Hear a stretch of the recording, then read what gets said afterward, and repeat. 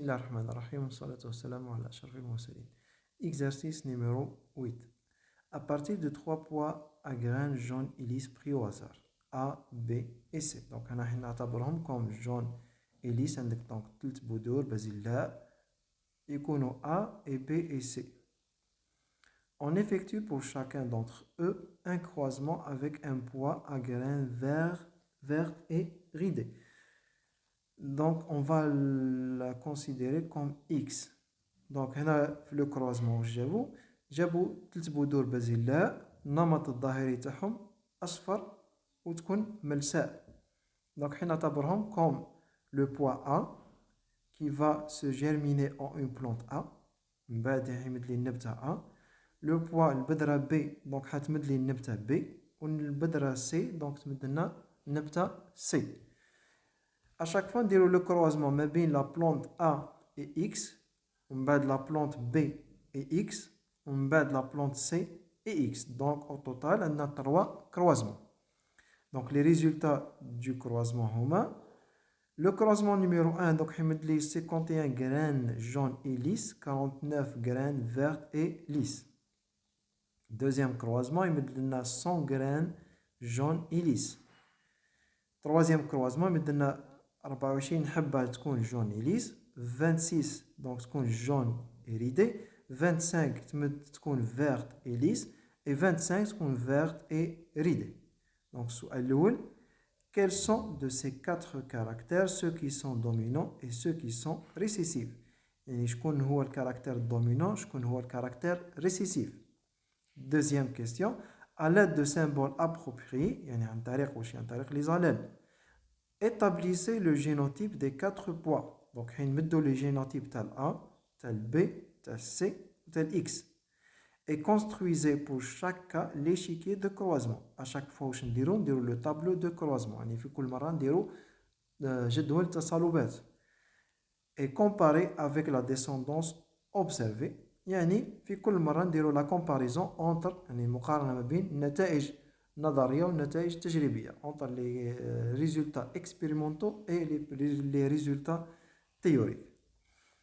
La solution. Donc on va faire une petite analyse de l'exercice.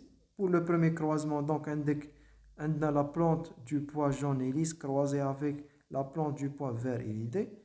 On a 51 jaune et lisse, à peu près 50% jaune et lisse, et à peu près 50% vert et lisse. Donc, deuxième croisement. Donc, c'est entre la plante B du pois B et la plante du pois X, vert et ridé. Donc, ça me donne 100% jaune et lisse. Donc, le troisième croisement, c'est entre la plante du pois jaune et lisse, C, et la plante du pois vert et ridé. Donc, ça me donne à peu près 25% jaune et lisse. Tu me donnes ensuite 25% jaune iridé. Tu me donnes 25% vert et lisse et 25% verte et ridé. Donc, la première question, quels sont de ces quatre caractères ceux qui sont dominants et ceux qui sont récessifs? Je connais le caractère dominant, je connais le caractère récessif. Donc, à partir du deuxième croisement, on peut déduire que donc le deuxième croisement, je fais la plante du pois jaune et lisse avec la plante du pois vert iridé. Maintenant 100 graines jaune et lisse. Il y a 100% des graines qui sont jaunes et lisses. Donc là, on peut déduire directement à partir de la première loi de Mendel, c'est que le caractère jaune est dominant devant le vert et lisse dominant devant le caractère ridé. Puisque عندنا la F1 c'est 100%. Des 100% ont le même caractère. Donc le F1, donc le caractère dominant. Donc le caractère de la couleur jaune est dominant devant le caractère de la couleur verte. Donc اللون أصفر يكون سائد على الأخضر. Et que le caractère de la forme lisse est dominant par rapport au caractère de la forme ridée. Donc الصفة الملساء تكون سائدة على الصفة تاع المتجاعدة. Selon la méthode de Mendel, donc petit v c'est l'allèle récessif de la couleur verte, Grand V, c'est l'allèle dominant pour la couleur jaune. Donc petit r, c'est l'allèle récessif de la forme ridée. Et grand R, c'est l'allèle dominant pour la forme lisse. Ensuite, cet exercice est une application directe d'un test cross pour l'analyse des génotypes de ces trois poids jaunes et lisses présentant le phénotype dominant. Yani, dans les trois croisements, qu'est-ce qu'on remarque? On remarque qu'il y a un parent portant le phénotype dominant, qui est jaune et lisse, croisé avec un parent portant le caractère récessif qui est vert et ridé.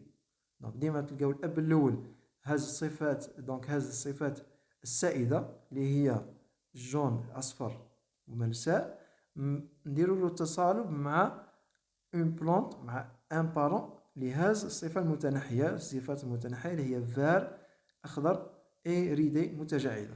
وبالتالي نعتبر لو تيست الكروازمون الأول عبارة عن تيست كروس بيسك عندك بارون دومينون بارون ريسيسيف. Deuxième croisement, نفس الشيء، c'est un test cross. Troisième croisement, il s'agit d'un test cross. À partir du troisième croisement, donc, où j'ai une plante du poids jaune et lisse croisée avec une plante vert et ridée, C avec X. Comme résultat, ça a la 25% jaune lisse, 25% jaune ridé, 25% vert lisse et 25% verte et ridée. Donc là, on peut déduire que les deux gènes sont indépendants à cause des rapports 25%, 25%, 25%, 25%. C'est la deuxième conclusion qu'on peut la tirer à partir du troisième croisement. Donc, à l'aide de symboles appropriés, à l'aide des allèles, établissez le génotype des 4 poids de départ. Donc, les génotypes, les poids A, B, C et X. Et construisez pour chaque cas l'échiquier de croisement. À chaque fois, on le tableau de croisement et comparez avec la descendance observée. À chaque fois, on dira la comparaison entre les résultats théoriques et les résultats donc, expérimentaux. Donc, dans le troisième croisement,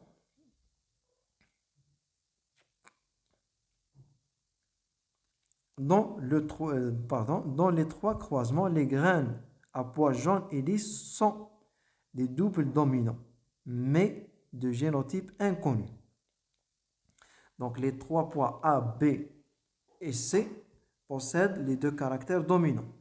C'est le phénotype dominant, mais le génotype il est inconnu. C'est clair? Par contre, le second parent, le parent tani, il est X, qui est vert et ridé, il est obligatoirement double récessif, c'est clair, puisqu'il s'agit d'un test cross, et pur, puisque le récessif, il est toujours pur. Le récessif, لهذه الصفة المتنحية ديما يكون نقي، مستحيل يكون هجين. Donc le génotype tel X هيكون petit v, petit r, petit r. Donc جبدنا le génotype tel X. Donc يبقاو لنا les génotypes تاع من؟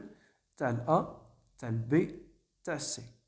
Donc, à partir du premier croisement, un des plantes jaune et lisse croisées avec la plante du poids vert et ridé. Donc, mettez les 50% jaune et lisse et 50% vert et lisse. Donc, عندكم 50% jaune et lisse, 50% vert et lisse. Donc, هنا 50% دوك حين نهزو le caractère تاع la couleur. ومن بعد نزيدو نهزو لو كاركتير تاع لا فورم.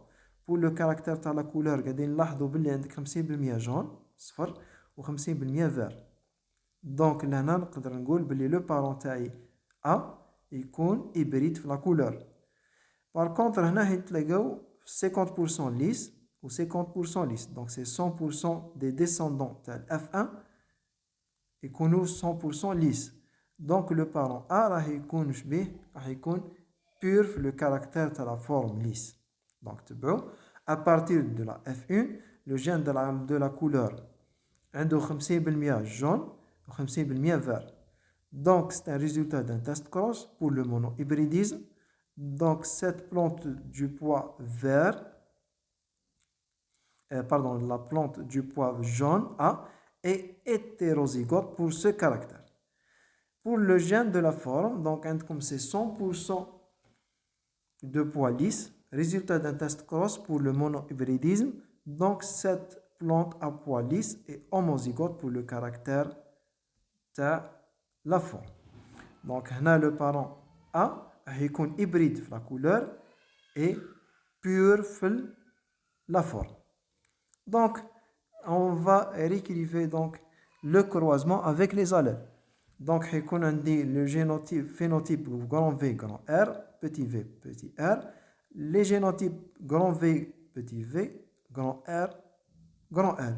Et on sait bien que les deux gènes sont indépendants. Donc, on a le premier parent, il y a deux types de gamètes. Les ont 50% grand V, grand R et 50% petit v, petit r. Donc, grand V, mal grand R, ou le petit v, mal petit r. Le deuxième parent, il met un seul type de gamète qui est donc petit v, petit r. Donc, la F1, le tableau de croisement ou l'échiquier de Punnett. Donc, on a 50% grand V, grand R et 50% petit v, grand R, petit r. Donc, on a 50% de poids jaune et lisse et 50% de poids vert et lisse. Donc, on a les résultats théoriques, c'est clair, exact qui m'a les résultats expérimentaux. Donc, pour le deuxième croisement, donc on a la plante Lola du pois jaune et lisse croisée avec la plante vert iridée, mais 100% de graines jaune et lisse. Donc, à partir de la première loi de Mendel, les deux parents sont obligatoirement homozygotes, double homozygote. Et donc, pur.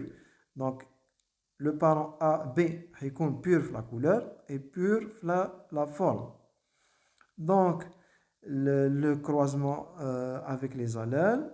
Donc, on a 100% des gamètes et grand V, grand R, et 100% des gamètes du parent X et petit v, petit r. Donc, la F1, elle sera donc 100% grand V, petit v, grand R, petit r. Donc, c'est 100% de graines jaunes et lisses. Pour le troisième croisement. Donc, le troisième croisement, entre la plante du pois jaune et lisse croisée avec la plante du pois vert iridé. Mais comme descendance 25%, 25%, 25%, 25% et 25%.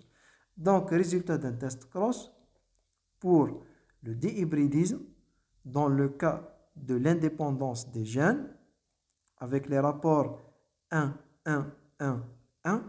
Donc, le premier parent, qui est le parent C, est obligatoirement double hétérozygote. Donc, il est double hétérozygote. Hétérozygote pour la couleur et hétérozygote pour la forme. Donc, avec les allèles, le phénotype du premier parent grand V, grand R, avec le parent petit v, petit r. Donc, le génotype, c'est grand V, grand R, petit r, croisé avec petit v, petit r, petit r. Donc, le premier parent, il met les quatre types de gamètes possibles. Grand V, grand R, grand V, petit r, petit v avec le grand R et petit v avec petit r. Avec 100% des gamètes du parent X, petit v, petit r. Donc, on a le tableau de croisement. Donc, on va voir la descendance comme suit. 25% jaune et lisse, 25% jaune iridé, 25% verte et lisse, 25% des graines vertes et ridées. Donc, on a les résultats expérimentaux et qu'on exact qui m'a les résultats théoriques. Donc, on a c'est la fin de l'exercice numéro 8. Merci bien de votre attention et bon courage pour tout le monde.